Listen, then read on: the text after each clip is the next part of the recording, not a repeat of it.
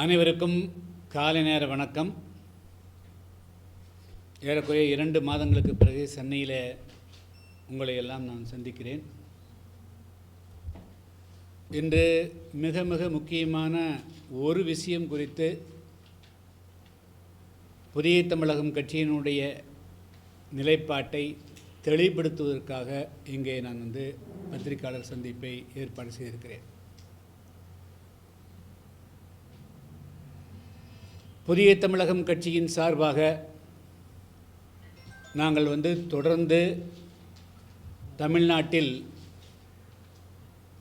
பூரண மதுவிலக்கை அமல்படுத்த வேண்டும் என்று நாங்கள் போராடி வருவதை பத்திரிகையாளர்கள் அறிவீர்கள்.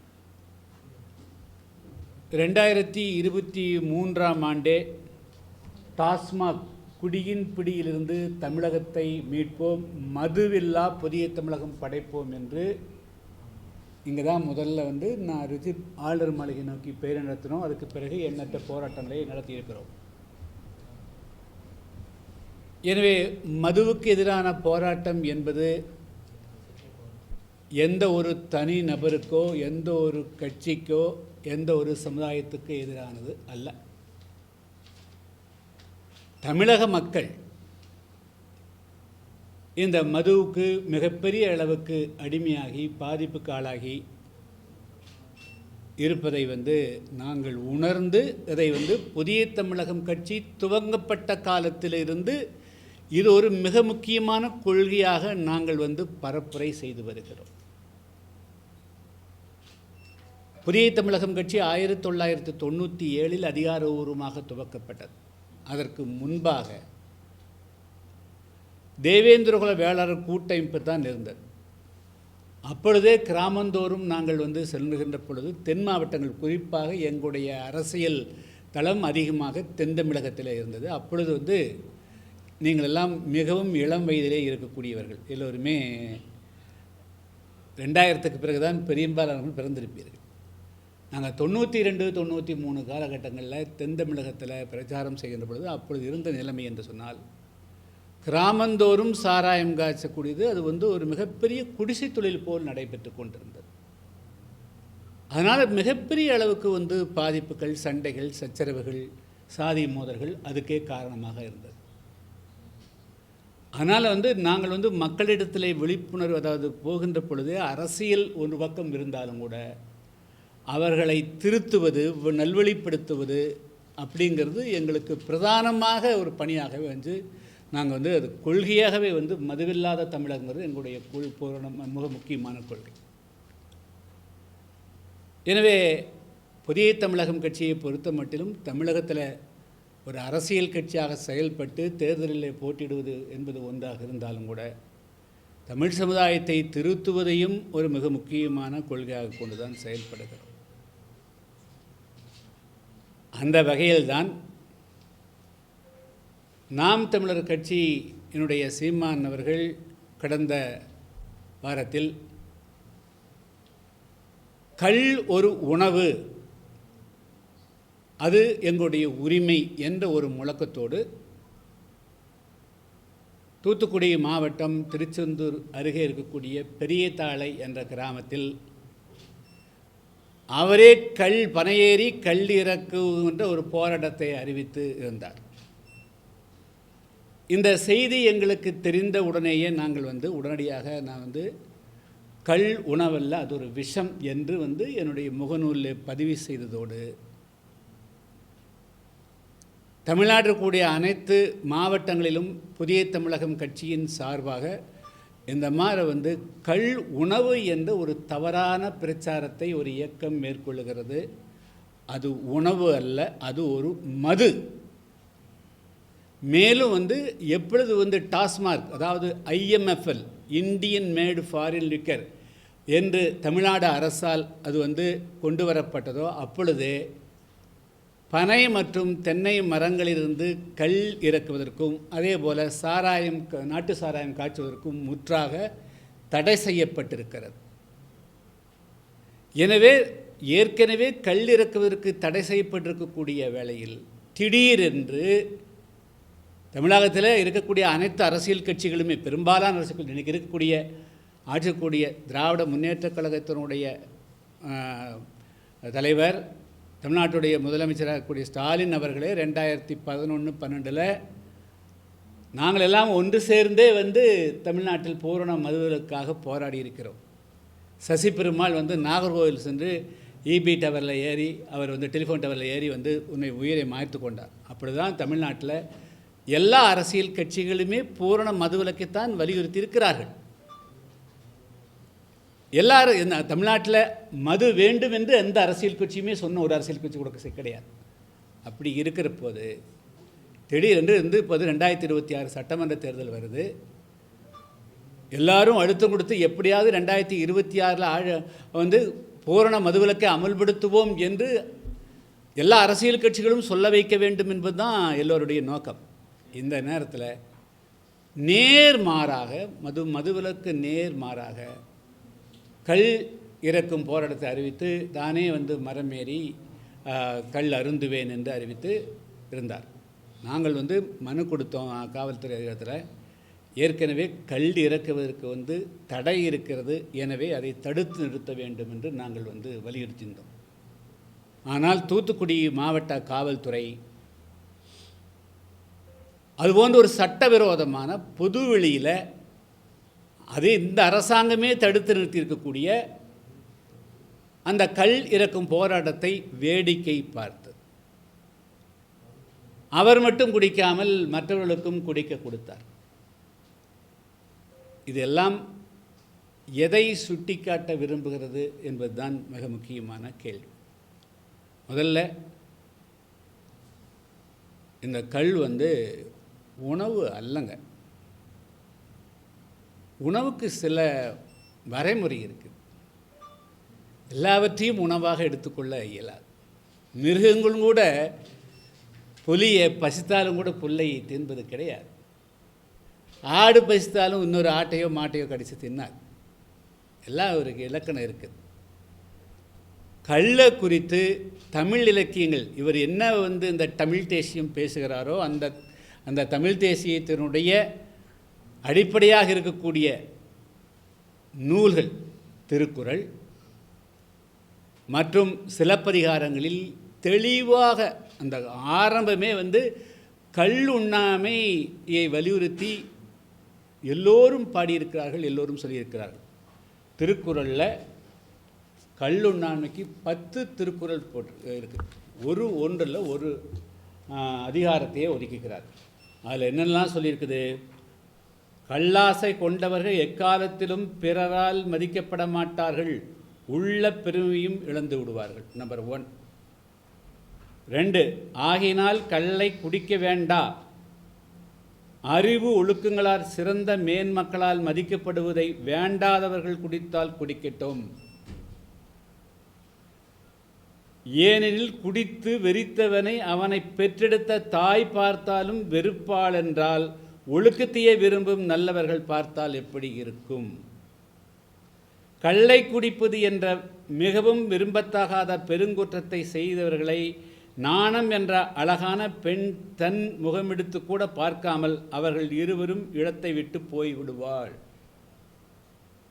அப்படி நாணமுற்று போகும்படி செய்துவிடுகிற கல்லை விலை கொடுத்து வாங்குவது, பணத்தை கொடுத்து மெய்மறதியை வாங்கிக் கொள்வது நல்லது கெட்டது தெரியாத மடத்தனம்தான். அதனால் மெய்மறந்த நிலையுள்ளவர்கள் யாரானாலும் செத்த பிணத்துக்கே சமானம். அதனால் கல்லுண்டு மெய்மறதி அடைகிறவர்கள் கல்லை உண்ணுந்தோறும் பிணமாகி விடுகிற விஷத்தை உண்பர்களே ஆவார்கள். நான் கல் விஷம்னு சொன்னது திருக்குறள் சொல்லியிருக்கக்கூடிய இந்த வார்த்தையை தான் பயன்படுத்துகிறேன். அடுத்தது, கல்லை குடித்து நிதானமிழந்து கண் சுழலுகின்ற குடியர்கள் திறந்ததும் வீட்டுக்குள் குடித்தாலும் வீதிக்கு ஊருக்குள் பிற நகைக்கு மானம் கெடுவார்கள். போதையினால் தெரியாமற் செய்துவிட்டேன் என்று பின்னால் சொல்ல செய்கிற குடிப்பழக்கத்தை விட்டொழிக்க வேண்டும். மனத்தில் மறைத்து வைத்திருக்கிற இரகசியங்களும் அதை போலவே போதையில் வெளியாகிவிடும். கள்ளுண்டு மயங்கியிருக்கிறவனை சீர்திருத்த நியாயங்களை சொல்லுவது ஆழமான தண்ணீருக்குள் மூழ்கி மறந்திருப்பவனை தீப்பந்தம் கொண்டு தேடுவதை போன்றது. கள்ளுண்ணும் பழக்கமுள்ளவன் கல்லை உண்ணாதிருக்கிற சமயத்தில் கள்ளுண்டு போதையினால் தள்ளாடுகிற வேறொருவனை பார்க்கிற போதாவது கள்ளுண்பதால் உண்டாகும் தடுமாற்றத்தை எண்ணி பார்க்க மாட்டானா. இவ்வளவு தூரத்துக்கு கல்லை பற்றி சொல்லியிருக்கிறாங்க. இது திருக்குறள் இருக்கக்கூடியதுங்க. இது சிலப்பதிகாரம். இது இப்போ வாங்கினது கிடையாதுங்க. இது பல வருஷம் 20 வருஷம் மேலே வாங்கினது. இது பல வருஷங்களுக்கு முன்பு எழுதப்பட்ட புத்தகங்க.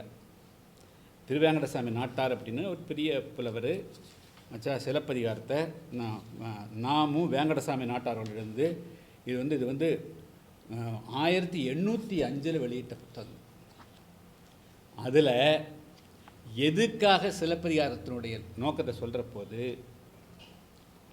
அதில் என்ன சொல்கிறாங்க, இதெல்லாம் சொல்லிட்டு முக்கியமாக அவர் சொல்கிறதுலையே சில தமிழ்நாட்டினுடைய அடையாளமாக 50 காப்பியங்கள் சிலப்பதிகாரம், மணிமேகலை, குண்டலகாசி பேசும். அந்த சிலப்பதிகாரம் இவைகளெல்லாம் தான் தமிழினத்தினுடைய அடையாளங்களாகவும் தமிழினுடைய தொன்மை வாய்ந்த இலக்கியங்களாகவும் இவைகள்தான் உலக பொதுமறைகளாகவும் ஏற்றுக்கொள்ளப்படக்கூடியதில் கள்ளும் களவும் காமமும் பொய்யும் வெள்ளைக்கோட்டியும். ஸோ எடுத்தோன்னே சொல்கிறது எதுன்னா கல்லில் தான் ஸ்டார்ட் பண்ணுறாங்க. அதே போல் தான் கள்ளும் பொய்யும் காமமும் கொலையும் உள்ள களவுமென் தரவோர் துறந்தவை. நல்லவன் யாருன்னா கல்லை துறந்த எடுத்தோன்னு ஸ்டார்ட் பண்ணுறதே கல்லை துறக்கணும் அப்படிங்கிறது தான். அதுக்கு பிறகு இளமையும் நில்லா யாக்கையும் நில்லா வலுவிய வான்பெரும் செல்வம் நில்லா அப்படின்னு சொல்லிட்டு இதை பற்றி இந்த கருத்துக்கள் சொல்கிற போது கல், களவு, காமம், கொலை இந்த 4 விஷயத்தில் சொல்லுகின்ற போது கல்லைத்தான் முதல்ல ஒதுக்க வேண்டும் என்பது சிலப்பதிகாரத்தினுடைய மிக முக்கியமான அம்சம். எனவே தமிழ்நாட்டு மக்களை நல்வழிப்படுத்துவதற்காகத்தான் பல இலக்கியங்கள் தோன்றியிருக்கின்ற முன்னோர்கள் சொல்லியிருக்கிறார். இதையெல்லாம் உள்வாங்கிக் கொண்டு தான் தமிழ்நாட்டில் பூரண மது விலக்கு, அது கள்ளோ சாராயமோ பீரோ பிராந்தியோ அல்லது போதை வஸ்துக்கள் கஞ்சாவோ எதுவாக இருந்தாலும் தமிழ் சமூகத்தை கெடுக்கக்கூடாது. அதுக்கு எதிராகத்தான் நாங்கள் மக்கள் இயக்கம் நடத்தி வருகிறோம். அதை விட இந்த கள்ள குறித்து மிக முக்கியமான இன்னொரு அம்சம் 1971ஆம் ஆண்டு எத்தனை வருஷம் ஆச்சுன்னு பார்த்தேன். வினையாளி 1971 1971 30 20 40 வயசுக்கு முதல் முறையாக அன்று தமிழ்நாட்டில் ஏறக்குறைய 37 வருஷத்துக்கு பிறகு 1937 71 மீண்டும் வருது. இந்த கல் அப்போ முதல்ல கொண்டு வந்தோடனே சாராயத்தை அளவுக்கு முதல்ல கழுத்து கழுத்தை திறக்கிறாங்க. எந்த ஒரு மலிவான பொருளாக இருந்தாலும் அது சாதாரண ஏழை எளிய மக்களிடத்தில் போய் சேர்ந்துருங்க. எனக்கு கோயம்புத்தூர் மாவட்டங்கிறது உங்களுக்கு தெரியும். பல பேர் உடல் உழைப்பாளிகள், அடித்தளத்தில் இருக்கக்கூடியவர்கள் கணவனும் மனைவியுமாக சென்று கல் குடிப்பதற்காக வேலைக்கு போக அங்கேயே படுத்துக்குவாங்க, வீட்டுக்கு கூட வரமாட்டாங்க. இப்படி நாள் கணக்கில் மாதக்கணக்கில் மயக்கம் உண்டு கிடந்து அவங்களுடைய உடல்நிலை கெட்டு குடும்பங்கள் நாசமாகி போனதை கண்கூட கண்டவன் நான். அது மட்டுமல்ல, இன்றைக்கி இருக்கக்கூடிய இந்த தலித்து அப்படிங்கிற கம்யூனிட்டி இருக்கக்கூடிய தேவேந்திரர்களோட ஆதிராடு இந்த கம்யூனிட்டிலாம் தங்களுடைய சொந்த நிலங்களை கல்லுக்கும் எள்ளுருண்டைக்கும் தான் இழந்திருக்கிறார். கல்லை கொடுத்து மயக்கித்தான் கையெழுத்து வாங்கிக்கிறாங்க பல பேருடைய நிலங்களை. இந்த மக்கள் நிலமற்றவர்களாக போனதுக்கு காரணம், கூலிக்காரர்களாக போனதுக்கு காரணம், அவர்களை கல்லை குடித்து அடிமைப்படுத்தி அதுக்கு பிறகுதான் அடிமைப்படுத்தப்பட்டிருக்கார்கள். எனவே தமிழ்நாட்டில் எந்த காரணத்தை கொண்டும் எந்த சூழ்நிலையும் கல்லை அனுமதிக்க முடியாது. அதுக்காக சாராயத்தை வீர அனுப்பினா கூறுது. கல்லை அனுமதிக்க முடியாதுன்னு சொன்னால் மற்றதும் அதுக்குள் அது ஒரு குறியீடு, அவ்வளோதான், அனுமதிக்க முடியாது. இன்றைக்கி தேதி 18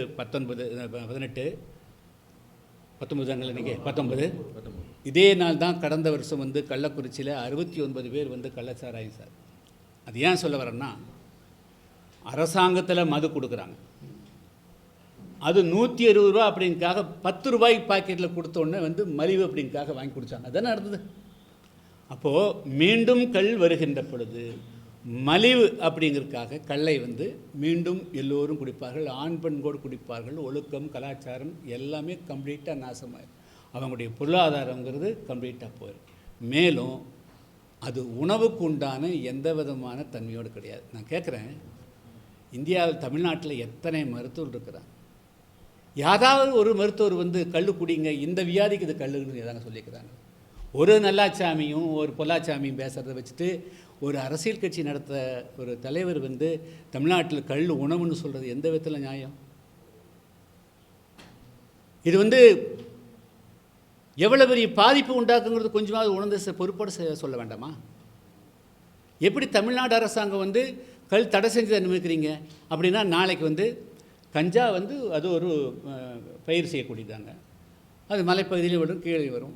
சரி, கனடாவில் கஞ்சா வந்து அனுமதிச்சிருக்கிறாங்க, ஜெர்மனியில் அனுமதிச்சிருக்கிறாங்க, ஏறக்குறைய 20க்கும் மேற்பட்ட நாடுகளில் கஞ்சா வந்து அனுமதிச்சிருக்கிறாங்க. அந்த நாடுகளெல்லாம் கஞ்சா இருக்கிறது, என்னுடைய தமிழ்நாட்டில், என்னுடைய தமிழ் தேசத்தில் ஏன் வந்து கஞ்சா இல்லை? நான் கஞ்சா விளைவி போட்டு சேமன் போனால் போலீஸ் கையிட்டு நிற்குமா? கையிட்டு நிற்பாங்களா? சரி, பல பேர் வந்து குடிசத்தில் சாராயம் காய்ச்சிட்டு இருந்தாங்க, இன்றைக்கி அவர்களெல்லாம் வேலை இல்லாமல் இருக்கிறார்கள். எனவே வந்து பெரிய ஆலய அதிபர்கள் தான் வந்து சாராயம் காய்ச்சி வேண்டுமா, நாங்களும் சாராயம் வெடிப்போம் என்று நாளைக்கு வந்து சாராயம் வெடித்தால் வந்து இந்த போலீஸு தமிழ்நாடு அரசு சும்மா இருக்குமா?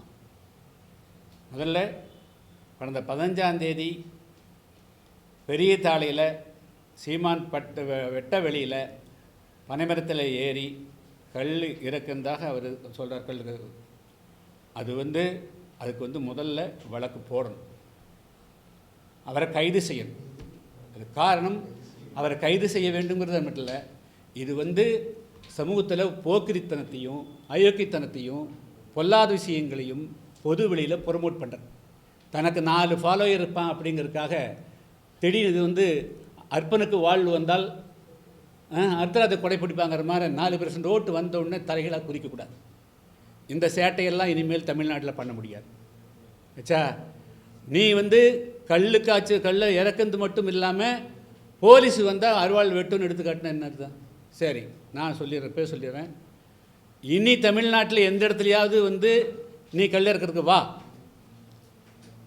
நீ ஒரு அருவாள் தான் வந்துக்கிற, ஊருக்கு 100 அருவாளோடு வர்றதுக்கு ரெடி இருக்கிற, பானையை உடைக்கிறது ரெடியாக்குறாங்க. நீ கல்லை இறக்கிறதுக்கு வந்து நீ பாதுகாப்பு கொடுக்கறதுக்காக வந்து நீ அருவாளை தூக்குனா, ஊருக்கு 100 அருவாள் வந்து பானை உடைச்சி கொடுத்து தூக்குனா என்னாகும்? அதனால் வந்து போலீஸ் வந்து இது ஏன் இதில் வந்து நீங்கள் வந்து இரட்டை நிலைப்பாட்டை எடுக்கிறீங்க அப்படிங்க தெரிஞ்சுக்க விரும்புகிறேன். தொடர்ந்து தமிழ்நாட்டில் மதுவிலக்கு அமல்படுத்த வேண்டும் என்பது ஒட்டுமொத்த மக்களுடைய கோரிக்கை இல்லையா? இன்றைக்கி வந்து பெண்கள் எல்லா கிராமங்களையும் ஓட்டு கேட்கிற போது ஐயா எப்படியாவது டாஸ்மார்க் மூடுதான் சொல்கிறாங்க. நீ டாஸ்மார்க்கை மூடணும்னு சொல்கிற போது உன்னை கள்ளுக்கடையை ஒன்று திறந்து விட்டா இதுக்கு விடிவுகாலம் எப்போ வருது? அப்போ இந்த மக்களை நிரந்தரமாக கள்ளை குடித்து அவர்களை மயக்கி அவர்களை அடிமைப்படுத்தி கொள்ள வேண்டும் என்பதுதான் இவருடைய நோக்கமாக இருக்குதா? இதுக்கெல்லாம் நாங்கள் வந்து ஒரு காலத்திலும் நாங்கள் அனுமதிக்க மாட்டோம். சீமான் வந்து தன்னை திருத்திக்கணும், இல்லைன்னா திருத்தக்கூடிய சூழ்நிலையில் வரும், அவ்வளோ சொல்ல திருத்தப்படுவார். இனி தமிழ்நாட்டில் இந்த மாதிரி எங்கேயாவது வந்து பண்ணிப்பாங்க, அவர் சவால் இருந்ததுன்னா நான் இந்த மரத்தில் ஏறேன்னு சொல்லி ஏறிட்டோம், அப்புறம் நாங்கள் பார்த்துக்கிறோம். அன்றைக்கி தான் இருக்குது. அதனால் வந்து காவல்துறை உடனடியாக வந்து 15ஆம் தேதி யாரெல்லாம் அதில் பங்கு பெற்றார்களோ அவர்கள் மீது வழக்கு பதிவு செய்து நடவடிக்கை எடுக்கணும். இல்லைன்னா அதுக்கு அடுத்த கட்டத்துக்கு நாங்கள் போகிறதுக்காக நாளைக்கு வந்து எங்களுடைய மாவட்ட செயலாளருடைய கூட்டம் வந்து கோயம்புத்தூர் வச்சுக்கிறோம். நாங்கள் வந்து அதில் முடிவெடுத்து தெரிவிப்போம். ஏன்னா இது வந்து சாதாரண மக்கள் இன்னும் வந்து சுதந்திரம் பெற்று 78 வருஷம் முடிச்சு பிறகு கூட அந்த மக்களை மீடேற்றி வெளியே கொண்டு வர முடியல. நாங்கள் அவ்வளோ பெரிய போராட்டத்தில் இருக்கிறோம். அவங்க அன்றாட பிரச்சனையிலே வந்து போராடுறாங்க. மீண்டும் கல்லையும் கொண்டு கொடுத்து கள்ளச்சாராயத்தையும் காய்ச்சி வச்சு அவன் நிரந்தரமாக அடிமைப்படுத்திருக்கின்ற திட்டமா? அப்போ யாருடைய கைக்கூலியை நீ செயல்பட விரும்புகிற? நான் மேலும் வந்து சீமானுக்கு தெரிந்தோ தெரியாமலோ அந்நிய நாட்டில் இருக்கக்கூடிய வெளிநாட்டில் இருக்கக்கூடிய ஈழத்தமிழ் சகோதரர்கள் பணம் அனுப்புகிறீங்க, தயவுகூர்ந்து இது நல்லது கிடையாது. உங்களுடைய பணத்தால் தான், அதை வச்சுட்டு தான் சீமான் வந்து அரசியல் நடத்துகிறாரு, அதை வச்சு தான் தமிழ்நாட்டு மக்களுக்கு எதிராக பண்ணுறாரு. தமிழ் தேசியம் பேசிட்டு அவர் வந்து கழு தேசியமும் சாராய தேசியத்தை வந்து உருவாக்குறதுக்கு வந்து செய்கிறாரு. அதனால் ஈழத்தமிழ் சொந்தங்கள், நீங்கள் கஷ்டப்படுகின்ற பொழுது உங்களுக்காக நாங்கள் கை கொடுத்தவர்கள். நாங்கள் 1975 உங்களுடைய இயக்கம் உருவான காலகட்டத்திலிருந்து உங்களோடு பயணிக்கக்கூடியவர்கள் நாங்கள். அதனால் இது போன்ற போலியானவர்கள், பித்தலாட்டக்காரர்களுக்கு வந்து உங்களுடைய பணம் வந்து தவறாக பயன்படுத்தக்கூடாது. தமிழ்நாட்டு மக்களை வந்து மீண்டும் மயக்குவதற்கு, அவருடைய உணர்வுகளை மழுங்கெடுப்பதற்கு பயன்படுத்தக்கூடாது அப்படிங்கிறது என்னுடைய வேண்டுகோள். ஆனால் தமிழ்நாடு அரசு உடனடியாக வந்து 15ஆம் தேதி கல் இருக்கிறது மிகப்பெரிய குற்றம், தடையை மீறிந்து பெரிய குற்றம். நீங்கள் உடனடியாக வந்து வழக்கு பதிவு செய்யணும், கைது செய்யணும். நாங்கள் வந்து நாளைக்கு மாவட்ட செயலர் கூட்டம் நடத்துகிறோம். அடுத்த கட்ட போராட்டம் குறித்து நாங்கள் அறிவிப்போம்.